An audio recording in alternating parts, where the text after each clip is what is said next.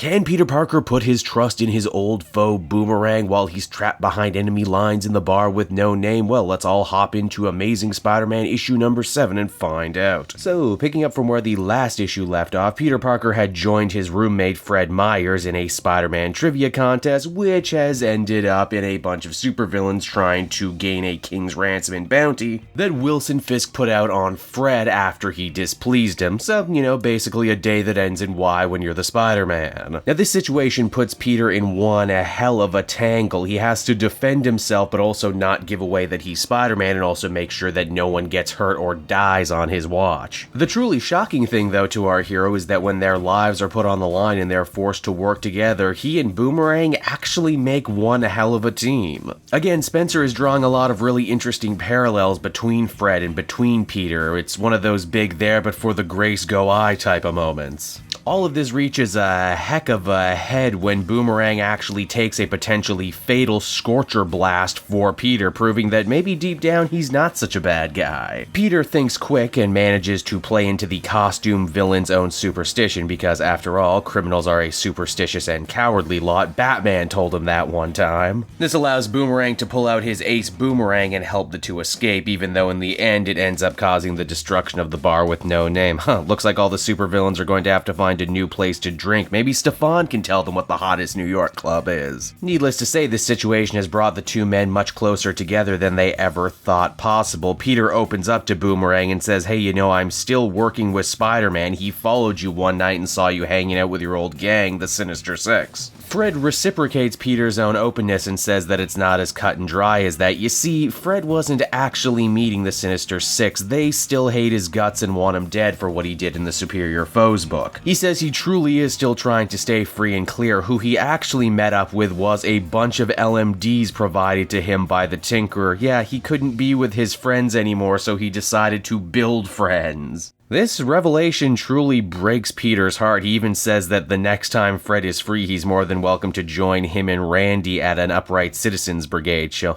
Always thought Peter was more of a Groundlings guy. Why is Peter being so cool to Boomerang all of a sudden? Well, he says that in his long career as Spider-Man, he knows what it's like to get a second chance when you really need it, and that Fred certainly needs it. But hey, whatever happened to the Kingpin? Well, as you might have guessed, he is royally ticked off that Boomerang managed to escape him, but he's got bigger fish to fry at the moment, like that mysterious blue-faced centipede guy who's been hanging around the vicinity of these stories. In a fun twist that further grows this mystery, Centipede Guy says Fisk actually recognizes his voice, but because we're reading a comic book, we obviously can't hear to compare. You see, Kingpin wanted revenge on Boomerang through his roommate, but Centipede Guy gets him to stop, saying that Peter is off limits and that if Kingpin is willing to play nice, he'll get some time with his wife Vanessa, who of course is dead. But unlike other times people have tried to use Fisk's wife against him, be they clone or robot or something in between, here Willie totally believes Centipede Guy and even bends the knee as a show of good faith as the comic ends. So that was Amazing Spider-Man issue number 7, everybody, and overall I ended up really enjoying this two-part story, not just because I'm a huge fan of Superior Foes of Spider-Man, but it sure helped. It's nice every so often for a Spider-Man story to focus more on the man aspect and less of the spider. Heck, he doesn't even pull out the costume for a good chunk of this story. It's also a wonderfully down-to-earth little tale. Not everything with Spider-Man has to involve the world-ending or Avengers-level threat. Sometimes it's just surviving a very dangerous bar fight that can be just as riveting as what I mentioned. It was also an inspired choice for Spencer to inject Boomerang so much more into Peter Parker's life. He's an excellent foil who can keep up with him joke for joke, quip for quip. Overall, I think I'd feel comfortable giving this one an 8.5 out of 10. It was a good time. Hey there everyone, it's your old pal Cave Joel again. I want to thank you so much for watching to the end of the video. I hope you enjoyed what you saw, and if you did,